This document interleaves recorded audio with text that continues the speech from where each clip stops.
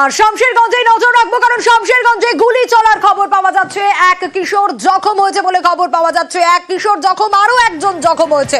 শামশেরগঞ্জে গুলি চললো, তাদের ইতিমধ্যেই হাসপাতালে ভর্তি করা হয়েছে। কিন্তু কিভাবে এই ঘটনা ঘটলো, প্রণবের কাছ থেকে জানবো। প্রণব, কিভাবে ঘটলো এই ঘটনা, কেন গুলি চললো, কারা গুলি চালালো এবং যারা জখম হয়েছে তাদের অবস্থা কিরকম? দেখো, তাদের দুইজনের অবস্থা এখন স্থিতিশীল বলে কিন্তু হাসপাতাল সূত্রে জানতে পারা যাচ্ছে। তাদেরকে জঙ্গিপুর মহকুমা হাসপাতাল যে রয়েছে, সুপার স্পেশালিটি হাসপাতাল, সেই হাসপাতালে কিন্তু এখন চিকিৎসাধীন।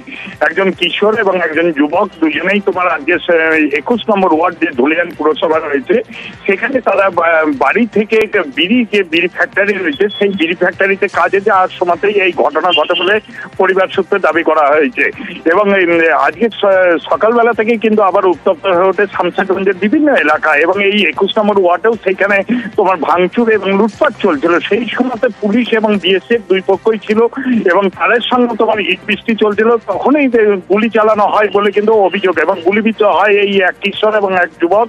এবং তারপরে তাদেরকে নিয়ে এসে জঙ্গিপুর হাসপাতালে ভর্তি করা হয়, সুপার স্পেশালিটি হাসপাতালে ভর্তি করা হয়। যদিও তাদের অবস্থা কিন্তু স্থিতিশীল বলে জানা যাচ্ছে। তবে গুলি কোথা থেকে করা হলো, বিএসএফ এর দিক থেকে করা হয়েছে না পুলিশের দিক থেকে, সে ব্যাপারে কিন্তু এখনো পর্যন্ত কোনো পক্ষই স্বীকার করেনি।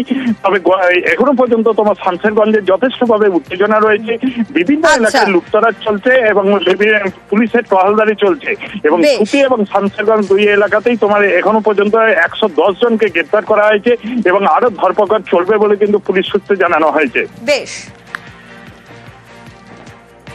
আমরা নজর রেখেছি। এই মুহূর্তে জঙ্গিপুর হাসপাতালে ভর্তি করা হয়েছে দুই যুবককে, তবে এখন তাদের অবস্থা স্থিতিশীল রয়েছে। কিন্তু শামশেরগঞ্জে আবারও গুলি চলার খবর এবং তাতে দুজন জখম হওয়ার খবর পাওয়া যাচ্ছে। জখম এক কিশোর সহ দুই, তাদের ভর্তি করা হয়েছে জঙ্গিপুর হাসপাতালে। তবে এই মুহূর্তে তাদের অবস্থা স্থিতিশীল।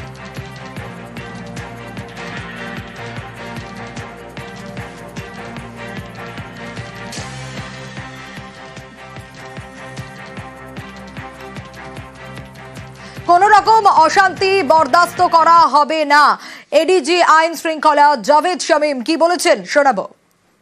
আমাদের যত সিনিয়র অফিসার আছেন, ADG level officers, IG level officer আছেন, more than a battalion of specialised forces আর station in Jangipur. 118 peoples have been arrested so far, আর 18 জন আমাদের পুলিশ ইনজুরি আছে। আমাদের যত রিসোর্স আছে, we are committing wholeheartedly to ensure that peace prevails. যারা যারা হুলিগানিজম করেছে, যারা যারা ভায়োলেন্সে ইন্ডালজ করেছে, none of them will be spared. Whoever it might be, peaceful procession, peaceful protest is okay with us. But if you have done violence, you will face consequences. We will deal with it very strongly. We have already started their action. সারা রাত red হয়েছে, but let's first control the situation together. শ্রুতি, শামশেরগঞ্জের গন্ডগোলে তুঙ্গে তরজা। বিজেপির বিরুদ্ধে উস্কানির অভিযোগ তৃণমূলের, পাল্টা তৃণমূলকে তোপ সুকান্তর। বিজেপি যেটা চাইছে এই ওয়াকফ বিল নিয়ে সাম্প্রদায়িক উস্কানি দিয়ে সমাজকে ভাগ করে দেওয়া, সেই ফাঁদে পা দেবেন না, সেই ফাঁদে কেউ পা দেবেন না।